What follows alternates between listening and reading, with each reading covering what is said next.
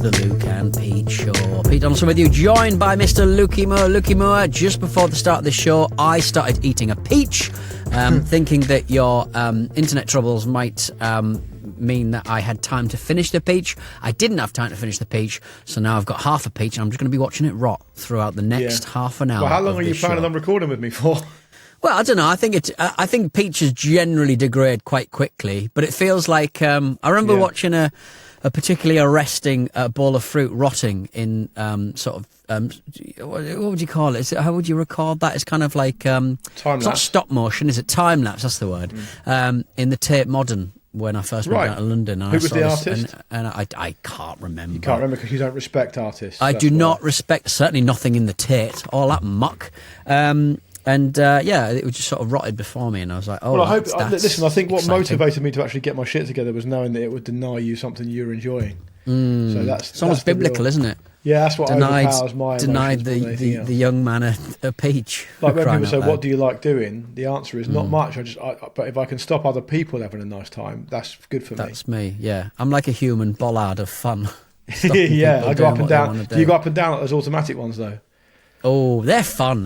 Whenever I see one of those rising out the ground in central London, I get very, very excited. No, you also just get a little bit of a tingle when you walk over one, thinking, "Oh, it might come up." Might come up right now, yeah. It's like stepping out of a lift. You're like, I need to do this quickly because I don't want to be sliced in half for crying out loud.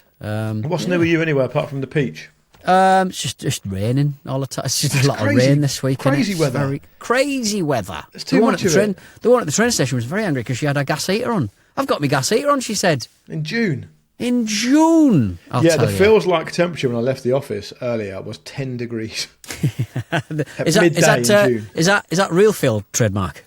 I don't know. It could be Real Field trademark. I don't Real know. Field trademark. How have they trademarked that? I don't know. How do you trademark? Is that like just a formula, or just like we're branding up this number? Real Field trademark on the old AccuWeather app. Maybe it's just very, very good, and they don't want to, it's proprietary technology. They don't want to share it. By the way, before we move forward, can I just say something to you in code that I should have said before we came on air, but I forgot? Yes. Okay. And so you know that thing we've dealt with over the last couple of days, right? Yeah. Yes, I think so. Yes. Yeah, we can't reference it on any shows at the moment because certain people involved are threatening litigation. Right. Okay. So good. Just leave it. Just leave it. Don't bring it up. I know sometimes when you run out of things to say, you start saying stuff. Right. Yeah, just don't say anything. Okay. Right. Okay. Good. Thanks. What have you been up to, mate? Just talk to me a bit about how you've been keeping really busy and you've had a really nice time. And also, by the time this comes out, World Cup would have started, and I know you've got the fever. So talk to me a bit about that as well. I got the fever. Do you need some Calpol? I was heading out to the to my dusty studio. It's very dusty. So my asthma immediately got worse. So I'm having to carry around my asthma stuff like an oxygen tank. I'm very concerned. It's like a proper disability now, yeah. It's become a proper disability. And and I went down to my dusty cabinet and I noticed that there was like a sort of something behind a filing cabinet. I said, "What's that?" And I'd noticed it's the Kevin Keegan floor mat. It's like basically a rug, a Kevin Keegan ceremonial rug that I bought off eBay from, I think, a Ramble listener. Very nice. How much? And certainly they pointed out, I think it's 40 quid. And not bad. I gave it a little pressure wash. And is it dried now? No, God knows we're in. I don't know why I did it today. Ridiculous. When are you going to bring it in? You're going to bring it into the office. Why don't I dry it out first, don't I? I think I'll probably bring it in on Sunday because for various childcare reasons I'm coming in with my partner and then she's going to look after my daughter. Can we get it in this camera shot, do you think, on the studio? Well, if it's dry enough, hopefully we'll get some dry weather on Saturday, but it's all looking very perilous weather-wise. Lie it down in the front of the desk, maybe.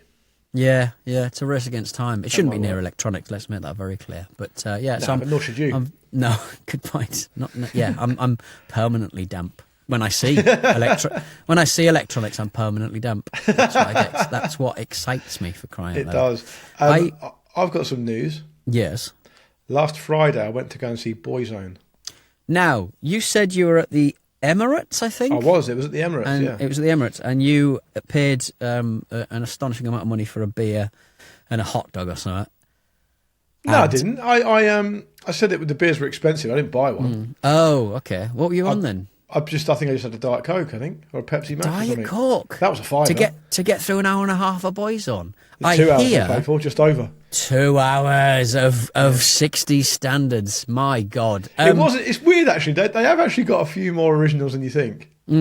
Well, what I heard, completely apart from your opinion about it, I did overhear.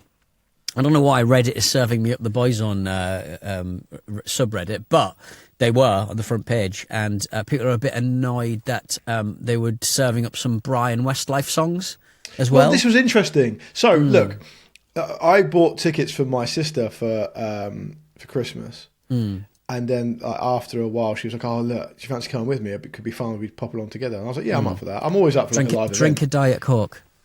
I think I was Pepsi Max thinking about Pepsi Max. Anyway, so we went along, right? It was nice. We had a nice time. It was a nice evening. Yeah. We spent some time together and all that good stuff.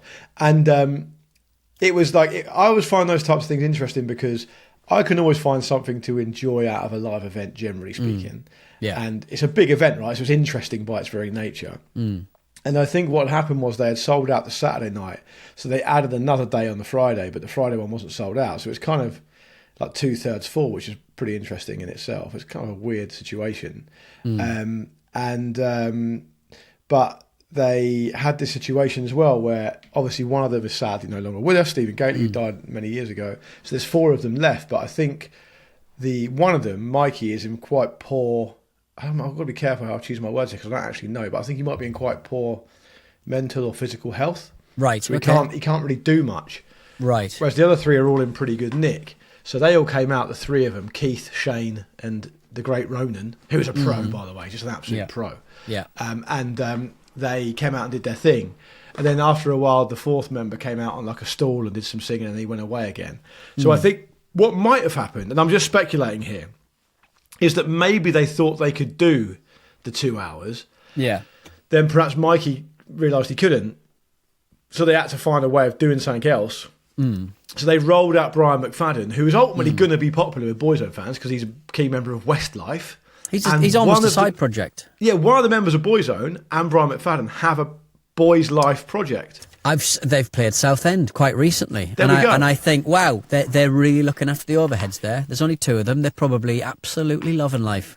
Yeah, I think it's absolutely key to any kind of touring, isn't it? Keeping the overheads low. And so they did a song together. It's like a new song they did together. And I guess people were, thought how they felt about that. But to me, it was no real different to when, I don't know if you've ever been to go and see like Guns N' Roses or AC/DC or whatever. At one point, they do one of the guitarists will do like a 10-minute long guitar solo so they can, or a drum solo or whatever, so they could have a little break. Yeah. So I think, and little kind of costume change, all that kind of good stuff. So to me, look, having said that, I wasn't actually really bothered that what they played. It doesn't matter to me. But no. I guess if you're a Boyzone purist, maybe you're not very happy with that. But it was an interesting event nonetheless. Well, obviously, was it? So who? Is it not Stephen Gately? He's the one who died. Who was the one in Westlife Brian McFadden? That was him. Obviously, I have a long storied history with Brian McFadden. Of course. McFadden Exactly, because he parented your child. He parented my child that time. So, he's there when you need him, one would suggest. Yeah, they need... He's ready to lend a hand. He's an absolute, just a captain of reliability. You need a little break in a big show at the Emirates, here comes Brian. You need someone to genuinely help you do a bit of parenting because you're at the end of your tether, here comes Brian. Yeah. You said he was an excellent father, didn't you? He's an excellent surrogate father. Well, I can't speak to his, other children that he wasn't with, but he seemed very warm towards the child he had there. Just remind us very briefly of the entirety of your interaction. I was having an awkward conversation with Dad, like you do in kind of holiday situations or at nursery or whatever, when your daughter is obsessed with the daughter of someone else. You can have a chat with them, and then we quickly realised it was Brian McFadden from Westlife, and then my daughter fell over a rock, and Brian McFadden gave her a hug, and I was basically cuckolded by a stronger father, by a better father. Again. That's a great little story to tell her when she's older, though, isn't it? Yeah. Oh, yeah. I've told that in airport queues before. Like, because when I've been looking after other people's children, I'd be like, Oh, One nice. time, I met someone out of Westlife who was doing what I'm doing right now with your child. Thank you. I guarantee what's going to happen Yeah. in 30 years' time, and we're greeted with the sad news of the untimely death of Brian McFadden, and it's all over the BBC News website or whatever. You can say to your daughter, "Oh, by the way, you know, you were once parented by him briefly." Yeah, exactly. In a sliding doors moment, which almost certainly contributed to his death.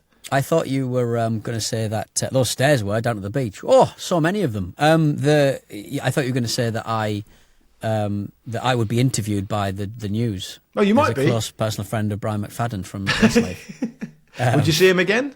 I have no access to him unless he rents that house after me again when I visit Cornwall. On the rare occasion I go to Lusty Glaze Beach. There's no reason for me. There's no reason. For me to see him. I know. Well, he was. Well, I mean, I'm sure he was delighted to learn that I'd been sleeping in his bed. You know. Yeah. Being the big man now, though, McFadden. Being the big daddy now, big dad on campus now. But I slept in your bed and done loads of farts in it. Ha ha, and the rest. Was your daughter calling him dad? No, she didn't go that far. Yeah, that'd be annoying. That would be annoying. I had to have a good old talk to my son this morning on the way to nursery because he was just so naughty. Right. And I know that's probably not the right word because he's only 3. He doesn't know what he's doing. But I had cream canisters. I had to take his Lego away this morning. That is the nuclear option. And how did he deal with that? Bit of screaming. More annoyed. Yeah. Bit of screaming. Yeah. My daughter started telling me that I'm angry, Daddy, and I'm like, yeah, you are. How would we deal with this? I mean, you'll fit in fine around here because we're frequently furious. I have heard they do model the behaviour. Yeah, exactly. How did your anger tend to manifest itself? You storm off a lot. I feel like you're a stormer offer a bit. No, I'm a try and get this one nailed so we can move on kind of character. But unfortunately, not in my experience. The other partner I have access to is not. She's a walker offer. I'm a let's try and get this sorted, making it worse every time. Yeah. I think you might be deluded. What do you mean? I think of you as immediately just leaving and going somewhere else. No. I want everyone to see my rage. I want to see you need to access every facet of my anger. No, I am very much can we get this sorted, please? How would you say I deal with it? I don't know. I don't really see you getting it. I see like flashes. They come out of nowhere with you, and they come out of nowhere. It's exciting, isn't it? You know, doesn't seem. It's usually you've been mugged off somewhere. I think mugging off is always a trigger for you, but I don't really know what the But I think I've managed to nail that kind of vibe where I'm like permanently on the edge of being angry, so everyone just kind of gets used to it. Right. Okay. And they ignore it. Yeah. The worst thing about it is that the worst response I get in the family home is just I'll articulate my feelings. And then 5 minutes later, it's like, oh, nothing appears to have changed, and everyone's carrying on as they were before. Yeah, nice. I could either choose to get even more angry about that, or I could just let it go. And because I'm always so tired, I'd normally just let it go. Just have a little lie down. Lie down exactly. And reset. Yeah, exactly. I present facts and figures. That's disappointing to hear. It's a vibe. It's a vibe house. It's a house that runs on vibes. It's not going to go down well. I'm like, right, that is an opinion. Let's look at the facts. And the facts aren't welcome. The facts are never welcome. I don't know if your facts I don't have a confidence that your facts and figures are going to be accurate. No, my facts are fudged, but they do have a strong backbone. Give me an example of a fact that you'll bring to the table, and I promise you it'll be an opinion. Just general, just general days in which I am, running the household. And there are certain. Oh, so you're like a point scorer type. You're a point scorer.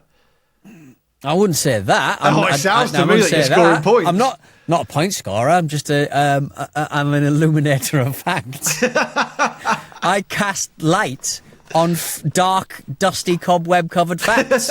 Like Matt Letitia. The Matt Letitia of the domestic household. What do you make of Matt's latest foray into truth telling? Well, it just seems to be like again, you should take your advice a little bit and sort of say, right, has much changed? You know, I've gone on about chemtrails for a little while. I've gone on about, you know, the 15-minute cities. Again, the subtext always the Jews, but like always the weather, someone's changing the weather, the powers that be, the New World Order are changing the weather, and the government hate you and all that stuff. And so he's done all that. It's not changed anything. Everyone thinks he's still a kook. Move on to some new stuff. Don't just keep talking about the chemtrails. I don't know. Come up with a new thing. You know, the sewers are sending messages. You know what I mean? The poops that are flying like past Fatberg program. Yes, exactly. Yeah, someone is sending messages through our Victorian sewer ducts, and you know that's how the glitterati, the people who are in charge, are sending messages and you know moving Nazi gold through. They are using the sewers and we don't know about it because we don't want to get in our sewers. So, but he's been in the sewer. I like this. This has got legs. Yeah, I like it. I told you before, someone once gave me a brilliant piece of advice. I forget who it was, so forgive me.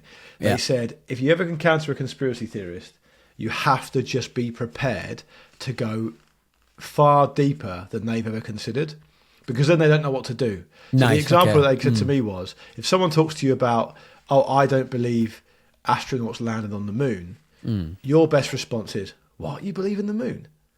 Yeah, and then nice. they're like, all right. And they're like, whoa. I'm dealing with a crime here. Yeah. I'm not usually dealing with this level. You've got to say to them, you've got to basically almost articulate to them, I'll go deeper than you're ever prepared to go, mate. Yeah. You know, I will go David Icke times a million if you want. I'll go, I'll go, I've had a human lizard in my house and performed an autopsy on him, and it turned out he was a minor royal. You've got to go down that road. You've got to basically, essentially, carve yourself out a proper niche that they're not prepared to go to. Well, do you remember that naughtiness with the Samsung Galaxy phone a few years ago? Their big kind of pitch was you can take a super detailed picture of the moon. Oh yeah. And so you would point your camera at the moon, and you would super zoom it, and it would be all blurry, and then you click a button, and suddenly it was this beautiful moon. But it wasn't actually the light reflecting off the moon that was hitting your camera sensor. It was basically they were uploading the picture that you'd taken to the net, the web, the AI the information superhighway. The information superhighway, the whoa, and they were basically working out where you were, what time of day it was, what the moon would look like under perfect conditions. And then they were superimposing that picture of the moon back and sending it back to you. And you were going, I've taken and people found out about that and they were annoyed, were they? Yeah, and they were annoyed because it was just like, well, you're not actually taking a picture, are you? No. People, there are a certain amount of retro enthusiasts who buy old, like iPhone 4s, I think was the last generation, that kind of year. I don't know what year it was, 2009 or something, I don't know. But that was the last year before they started using like AI and algorithms to make the pixels look better out of in camera, rather than just, light hits camera sensor. That's Is that what they're doing now? Is it? So if I take a photo of like the inside of one of my bedrooms at home, how are they manipulating that to make it look better? Well, they're just basically taking in the grand scheme of super high definition pictures. Say if you sort of zoom in really, really far, you have a very pixelated, crappy image, and basically they're just using AI to sort of figure out, well, what's that supposed to look like? And so therefore, from a distance, you get for that, right? I think it can do a certain amount on phone. Don't if I've got that wrong, apologies. But I think they can do quite a lot on phone. But so if you zoom in quite far, they basically just make they use algorithms to kind of super HD it when it's not actually got enough information, and it frequently looks a bit shit. The amount of like faces far in the distance looks absolutely terrible, and it's really bad with writing and stuff. It's getting better, obviously, but it's worse in Chinese phones, I find, because I've got a Xiaomi.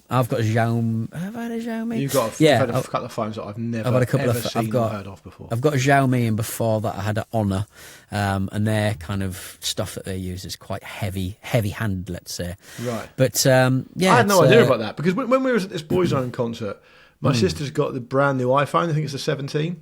Nice. 17 Pro or whatever, and the zoom on that is remarkable. 24 zoom in HD clarity. So we could zoom in on the stage and you could see like the actual expressions of the performance. It's amazing, isn't it? Yeah. And sometimes I think having a nice screen helps as well. Like, I can see a really nice photograph, really detailed on like my phone, and it looks way worse to everybody else's version of it who have like an iPhone. They do have lovely OLED screens, the old iPhones. Can I say something that may baffle us both and baffle away? I mean, have you heard of, because you're talking about the moon and people looking at the moon and stuff, have you heard of the Copenhagen interpretation of quantum mechanics? No. Which is the reason it's named. I think it's named after the university that Niels Bohr and Werner Heisenberg attended. You know Heisenberg, right? Because of Breaking Bad and stuff, right? Yeah. Heisenberg's an amazing scientist. Now, apparently, and I might come at me if I've got this wrong, guys, listening or watching.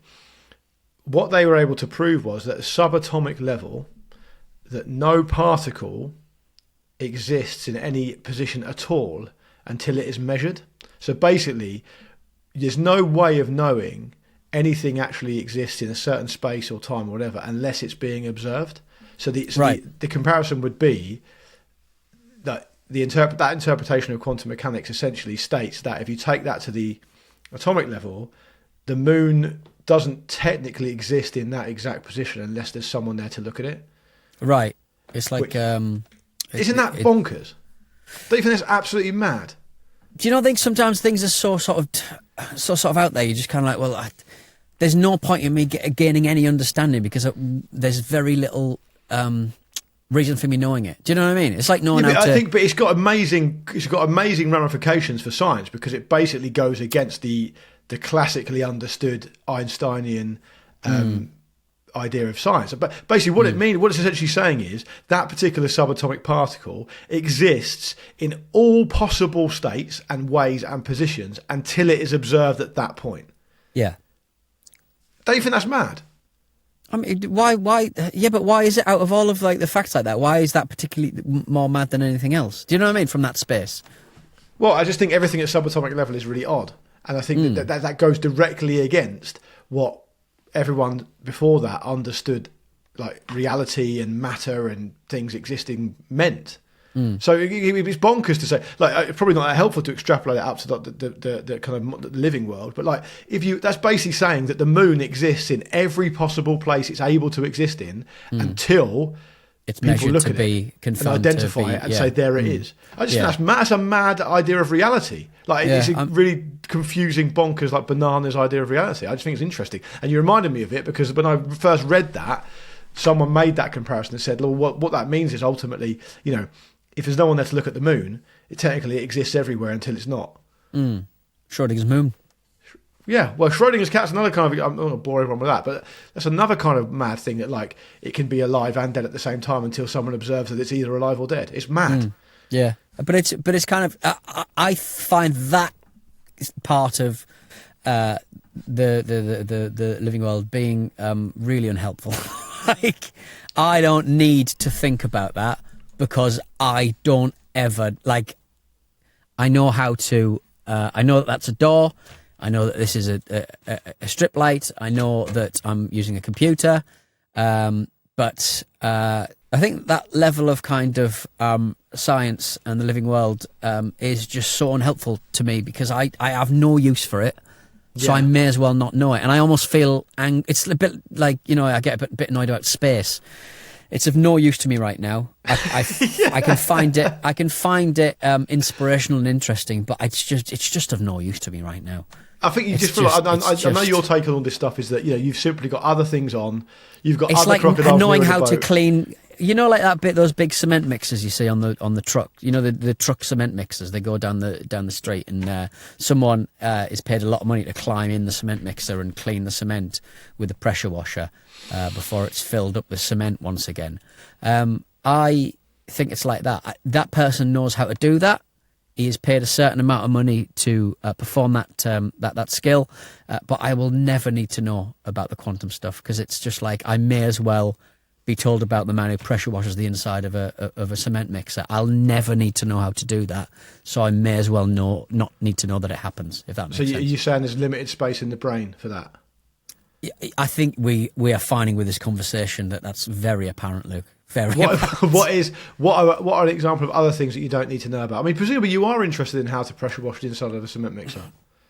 Yeah, it's a bad example because it is a bad example because I think of someone. I can absolutely imagine you doing that.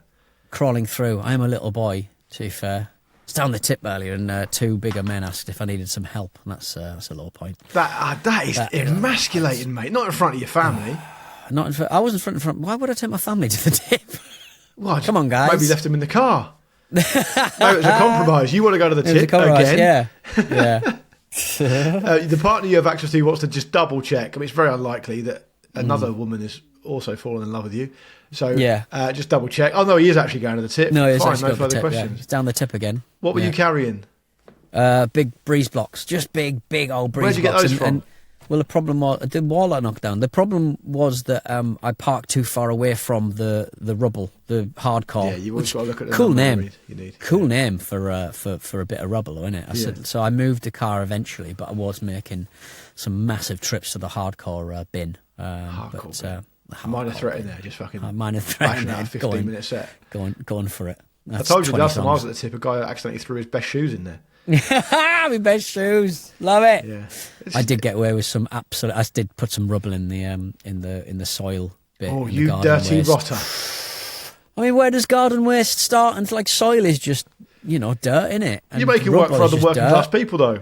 Yeah, but like bricks are just dirt, just sand and dirt that have been, heated in the sun, innit? So yeah, you could have said if someone said that doesn't go in there, you said grind it down. You'll see. Grind it down. Little wink on the way out. Now it's garden. Now it's garden time. You have to if you are reversing back out of the tip in the car, you have to put your arm around the passenger seat, lean back, look out the back window, and give a nice wink to anyone sitting in the back seat. What do you mean? As in sort of saying it's like dad's behaviour. You got to do this. You got to go like this. Lean back. Yeah. Daddy's got this. Oh, if you're reversing and someone's in there, right? Nice. Yeah. Okay, yeah. Don't ever reverse the car without doing that. The seats are down, though. The seats are already down. It's good to get into the habit, I think. To get the bricks in. Good to get into the habit of practice dad behaviour. You've got to do that. Yeah, I'm gonna have. I do find. I've spoken about it before, but I'm very pleased I've managed to acquire the open palm reverse and turn on the. That's nice. That's nice. The power steering makes it so easy. I remember I used to do that in my Mark II Ford Any Fiesta. power steering, God damn it! What, I don't have any. In the century? It's 25 years old. Well, I mean, I've got power steering. It must have some great. kind of assistance. It does have some kind of assisted steering, but yeah. I mean, you can literally steer with mine. The Volvo, you can steer it with one finger. It's amazing. That's ridiculous, isn't it? Yeah, that is ridiculous. I very rarely have two hands on the steering wheel these days. That's how far off the reservation I've gone. Any scratches? Any scratches on the prang so far. Touch wood. Whoa. I've never actually touch wood. I've never actually crashed or pranged a car. Have you not? No. You're not working it hard enough. I've been driving since 1999 as well. You've never scratched a car? Nope. That's wild. That is wild. One journey in my car and you'll just absolutely... Well, I tell you what, actually, that's not entirely true. About a week after I passed my test, I got a Ford Fiesta Mark II for £200. Yeah. And it was... Yeah, it actually did a great job for me. It got me to and from several festivals that summer. It was a great car. I love a little cassette tape deck in it. Oof. It was an absolute death trap, but we survived it somehow, right? About a week after I started driving, I took a corner too quick in the Mirthmobile, and ended up perched on one of those like light up kind of plastic bollards that fold down when you drive over them. And I couldn't get off, and me and a couple of mates had to jump out and push it off. Right. Okay. That's the only incident I've ever had. Oh, interesting. You've never gone over those. Those, when you go over those spikes when you like get out, it's usually like weirdly only car hire rental places in America. Yeah, seem to really like going over, and I just feel like it's needlessly perilous. If you go the wrong way, you burst your tyres. Yeah, you burst all your tyres. It just seems like that would be a bigger issue for the car hire company. It would be like just someone driving that the wrong way. Yeah, and just driving the wrong way. It just seems you're creating more problems than you're solving there. Yeah. Right now, I've got a car, one of my cars. With 4 burst tyres stuck in the exit. Would you ever consider using those little sort of screws that you put into the tyres to if a screw's gone into your tyre, you take the screw out and then you put like a special sort of sealant screw I didn't know in about there. that. A sealant. Yeah, apparently Americans are bang out for it. Like you'll go into like wheel change shops and people will have like fucking 10 of them on one But wheel. do modern cars not? So I don't understand why modern cars still get punctures. What do you mean? Like, I don't understand why we're still persisting with a system which is like you have to pump air in this tyre, which is really easy to fucking break and pop. Yeah, but isn't it part of these? Isn't it sort of counted as part of the suspension? It's quite useful to kind of get it down. But I just mean there must be other ways of doing it. Well, you have those run flats, don't you? That have very thick walls, so that they never, so that you can, even if they're deflated, you can kind of just. It feels to me like there should be a solution now where I don't know, it's some kind of like gel type liquid where if it gets popped in some way, it just fucking goes into the gap and fills it. Gel-like thing. I'm not bonkers sure saying that, am I? Surely that's something that can be done. I'm sure there's something that can be done, but it just transfers all of the vibrations into the wheel and the suspension, and then you've got to get rid of it somehow, haven't you? I mean that makes sense. Got to get rid of it somehow. It's probably a fair comment. Let's get out of here. Yeah. Now we thought we'd solved cars, but turns out no. If you'd like to get to the show, if you've got an idea for a nice tyre that we can patent, hashtag real feel.